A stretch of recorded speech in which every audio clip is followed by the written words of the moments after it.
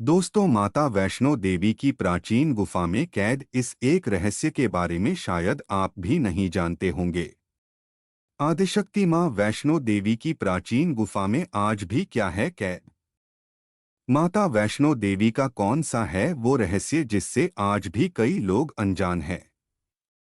नमस्कार दोस्तों, स्वागत है एक बार फिर से आपका हमारे इस YouTube चैनल पर। दोस्तों, अगर आपको हमारी ये वीडियो पसंद आती है तो वीडियो को लाइक जरूर कर दीजिएगा और चैनल को सब्सक्राइब करना ना भूले। दोस्तों, आज हम बात करेंगे एक अरब साल पुरानी मां वैष्णो देवी की गुफा का एक अद्भुत रहस्य। कहते हैं माता वैष्णो देवी के दरबार में जो भी भक्त आता है वह खाली हाथ कभी वापस नहीं लौटता। मां अपने भक्तों की झोली खुशियों से जरूर भर देती है, लेकिन माता की महिमा से आज भी कई लोग अनजान हैं। दोस्तों, जम्मू के कटरा वैष्णो देवी की इस प्राचीन गुफा से जुड़े हुए बहुत से रहस्य हैं, लेकिन इस एक रहस्य को आप भी नहीं जानते होंगे। दोस्तों, वैष्णो देवी का मंदिर विश्व प्रसिद्ध और प्राचीन मंदिरों में से एक माना जाता है। यह मंदिर जम्मू और कश्मीर के जम्मू क्षेत्र में कटरा नगर के समीप की पहाड़ियों पर स्थित है। इन पहाड़ियों को त्रिकुटा पहाड़ी कहते हैं। यहीं पर लगभग 5200 फीट की ऊंचाई पर स्थित है माता रानी का यह भव्य मंदिर। यह भारत में तिरुमला वेंकटेश्वर मंदिर के बाद दूसरा सर्वाधिक देखा जाने वाला धार्मिक तीर्थ स्थल है। दोस्तों, आइए अब हम आपको माता वैष्णो देवी के गुफा का अद्भुत रहस्य एक कथा के माध्यम से सुनाते हैं। एक बार त्रिकुटा की पहाड़ी पर एक सुंदर कन्या को देखकर भैरवनाथ उससे पकड़ने के लिए दौड़े। तब वह कन्या वायु रूप में बदलकर त्रिकुटा पर्वत की ओर उड़ चली। भैरवनाथ भी उनके पीछे भागे। माना जाता है कि तभी मां की रक्षा के लिए वहां पवनपुत्र हनुमान पहुंच गए। हनुमान जी को प्यास लगने पर माता ने उनके आग्रह पर धनुष से पहाड़ पर बाण चलाकर एक जलधारा निकाली और उस जल में अपने केश धोए। फिर वहीं एक गुफा में प्रवेश कर माता ने 9 माह तक तपस्या की। हनुमान जी ने पहरा दिया।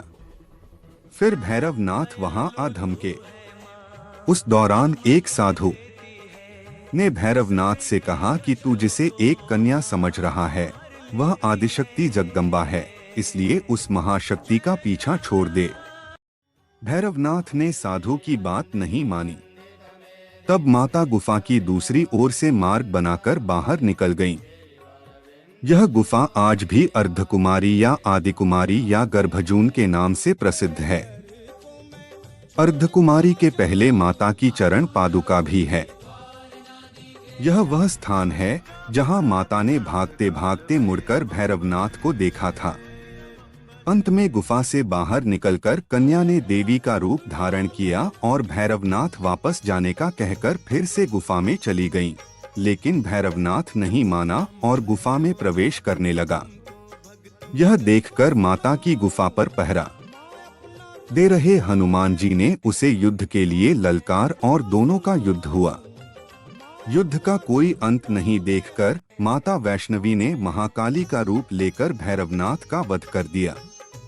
दोस्तों, कहा जाता है कि अपने वध के बाद भैरवनाथ को अपनी भूल का पश्चाताप हुआ और उसने मां से क्षमादान की भीख मांगी। माता वैष्णो देवी जानती थीं कि उन पर हमला करने के पीछे भैरव की प्रमुख मंशा मोक्ष प्राप्त करने की थी। तब उन्होंने न केवल भैरव को डोट पुनर्जन्म के चक्र से मुक्ति प्रदान की, बल्कि उसे वरदान देते हुए कहा कि मेरे दर्शन तब तक पूरे नहीं माने जाएंगे जब तक कोई भक्त मेरे बाद तुम्हारे दर्शन नहीं करेगा। दोस्तों, वैष्णो माता की कथा के अनुसार मां वैष्णो देवी ने जब भैरवनाथ का वध किया था तो उनका सर उड़कर भैरव घाटी में जा गिरा और धड़ गुफा में ही रह गया। कहा जाता है कि वैष्णो देवी की इस गुफा में भैरव का शरीर आज भी मौजूद है, जो कि एक पत्थर के रूप में विराजमान है और भक्त गुफा से जाते वक्त इसी पत्थर के ऊपर से होकर गुजरते हैं। आदिशक्ति वैष्णो देवी माता कटरा का यह शक्तिपीठ दिव्य स्थानों में से एक माना जाता है। कहते हैं कि इस स्थान पर माता सती का मस्तिष्क गिरा था, जिसके कई प्रमाण भी मिले हैं। मान्यता है कि त्रिकूट पर्वत की पहाड़ियों पर बसी इस गुफा को गर्भभूजन भी कहा जाता है, क्योंकि जिस प्रकार 9 महीने तक एक शिशु अपनी मां के गर्भ में रहता है, ठीक उसी प्रकार माता वैष्णो देवी भी इस गुफा में 9 महीने तक भैरवनाथ से छिपकर रही थी। इस स्थान पर जो भी आता है तो उसे गर्भ में जाने से मुक्ति मिलती है, तथा अगर वह गर्भ में आ भी जाता है तो उसे गर्भ में होने वाले कष्टों से मुक्ति मिलती है। माना जाता है कि भैरवनाथ के वध के बाद माता रानी 3 पिंडियों के रूप में बदल गई थी। दाएं में मां काली, बाएं में मां सरस्वती तथा मध्य में मां लक्ष्मी पिंडी रूप में विराजित है। आज भी वैष्णो देवी का मंदिर के इन पिंडियों की पूजा उनके परम भक्त कहे जाने वाले श्रीधर के वंशज कर रहे हैं। दोस्तों, इसके पीछे भी एक बहुत ही सुंदर कहानी प्रचलित है। 700 वर्ष से भी अधिक समय पहले कटरा से कुछ दूरी पर स्थित हंसाली गांव में मां वैष्णवी के परम भक्त श्रीधर रहते थे। वे निसंतान और गरीब थे, लेकिन वे सोचा करते थे कि एक दिन वे माता का भंडारा रखेंगे। एक दिन श्रीधर ने आसपास के सभी गांव वालों को प्रसाद ग्रहण करने का न्योता दिया और भंडारे वाले दिन श्रीधर अनुरोध करते हुए सभी के घर बारी बारी गए ताकि उन्हें खाना बनाने की सामग्री मिले और वह खाना बनाकर मेहमानों को भंडारे वाले दिन खिला सके। जितने लोगों ने उनकी मदद की वह काफी नहीं थी, क्योंकि मेहमान बहुत ज्यादा थे। वह सोच रहे थे इतने कम सामान के साथ भंडारा कैसे होगा। भंडारे के एक दिन पहले श्रीधर एक पल के लिए भी सो नहीं पा रहे थे, यह सोचकर कि वह मेहमानों को भोजन कैसे करा सकेंगे।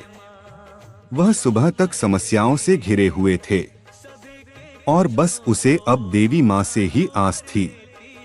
वह अपनी झोपड़ी के बाहर पूजा के लिए बैठ गए। दोपहर तक मेहमान आना शुरू हो गए थे। श्रीधर को पूजा करते देख वे जहां जगह दिखी वहां बैठ गए। सभी लोग श्रीधर की छोटी सी कुटिया में आसानी से बैठ गए। श्रीधर ने अपनी आंखें खोली और सोचा कि इन सभी को भोजन कैसे कराएंगे। तब उसने एक छोटी लड़की को झोपड़ी से बाहर आते हुए देखा, जिसका नाम वैष्णवी था। वह भगवान की कृपा से आई थी। वह सभी को स्वादिष्ट भोजन परोस रही थी। भंडारा बहुत अच्छी तरह से संपन्न हो गया था। भंडारे के बाद श्रीधर उस छोटी लड़की वैष्णवी के बारे में जानने के लिए उत्सुक थे, पर वैष्णवी गायब हो गई और उसके बाद किसी को नहीं दिखी। बहुत दिनों के बाद श्रीधर को उस छोटी लड़की का सपना आया। उसमें स्पष्ट हुआ कि वह मां वैष्णो देवी थी।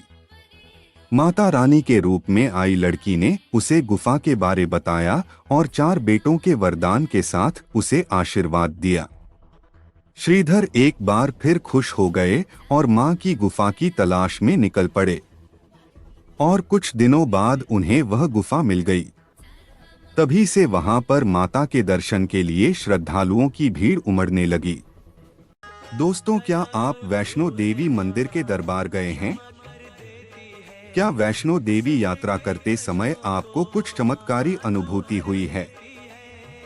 अपना जवाब आप हमें कमेंट करके जरूर कहिएगा।